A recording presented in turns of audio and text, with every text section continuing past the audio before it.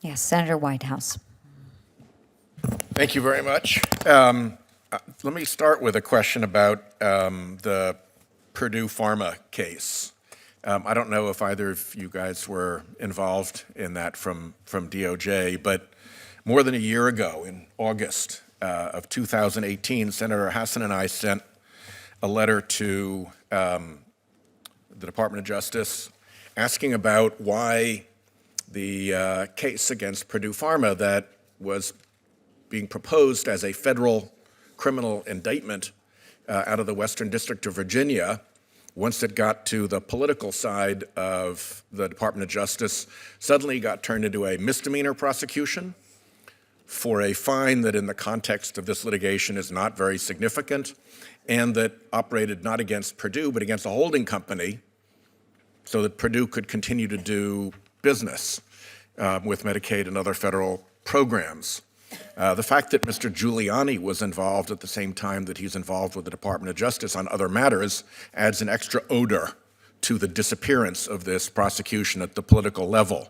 And first of all, I'd like to try to get an answer to my darn letter from August of 2018. I don't think that's asking too much.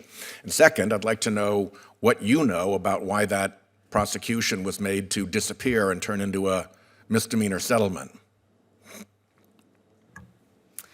And I can look into that letter, Senator. I'm not aware of what the status is, but I will be sure to take that back to my colleagues. I was not involved in that litigation, so I don't have a lot of specifics to share with you, but I can tell you that the department is very actively looking into nationwide manufacturer and distributors of opioids.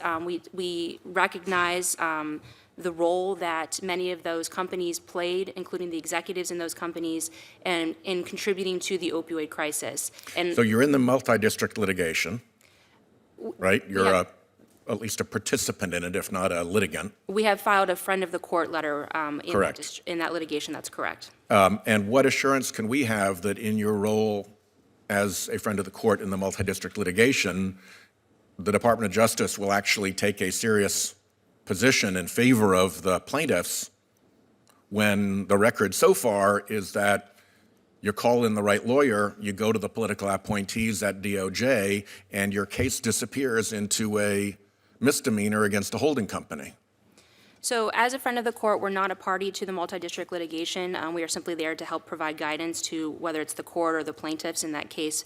And while Which way is the guidance going to go? I think it depends, Senator, on what the issue is and what help they need. I know that right now we've been involved with helping with depositions of DEA, either current or former employees. We've been assisting in pulling together the ARCOS data that's been requested as part of that litigation.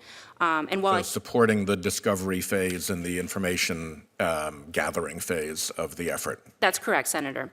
And when you take a position, will the same people who scotched the Western District of Virginia prosecution be making the decision as to what position the department should take substantively?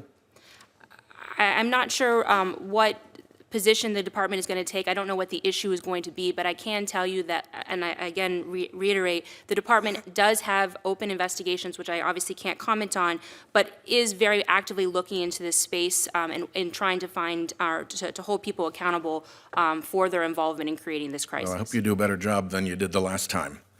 The last question I have has to do, and this could go to whichever one, this is more of a technical question, but as you've heard today, there is broad bipartisan support for scheduling fentanyl as a unlawful drug.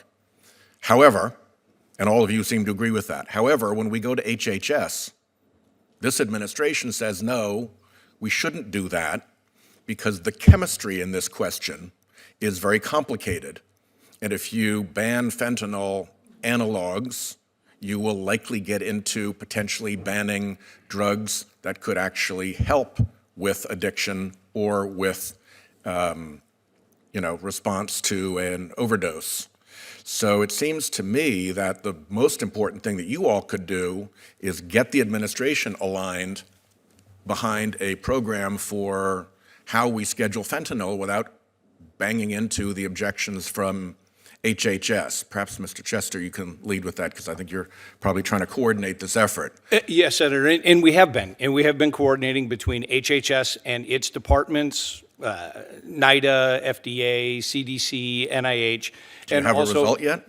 Excuse me, sir? Is there a common position yet? Yes, sir, there is. And the common position was captured and transmitted to the committee in September, which, as I discussed earlier, is the balance between gathering. And when we talk about fentanyl, I do want to be clear. I do want to be clear. What we're talking about is fentanyl analogs, which are additions or substitutions to the fentanyl skeleton. So that's how it's defined, that are reasonably assumed to be active in the body based upon a structure-activity relationship, right? So as these substances come in, they're variations of fentanyl, they're captured. The other side of that, and this is the HHS portion, is to be able to have an unprecedented level of access, to be able to access those substances, be able to do research on them, determine what their actual activity is, and then determine if there's any medical merit. And that's what we've been able to do between the Department of Health and Human Services and the Department of Justice, bringing them together to get an agreement that we have struck the right balance between control and access. And that's what we've presented to the committee. Okay, well, my time's expired.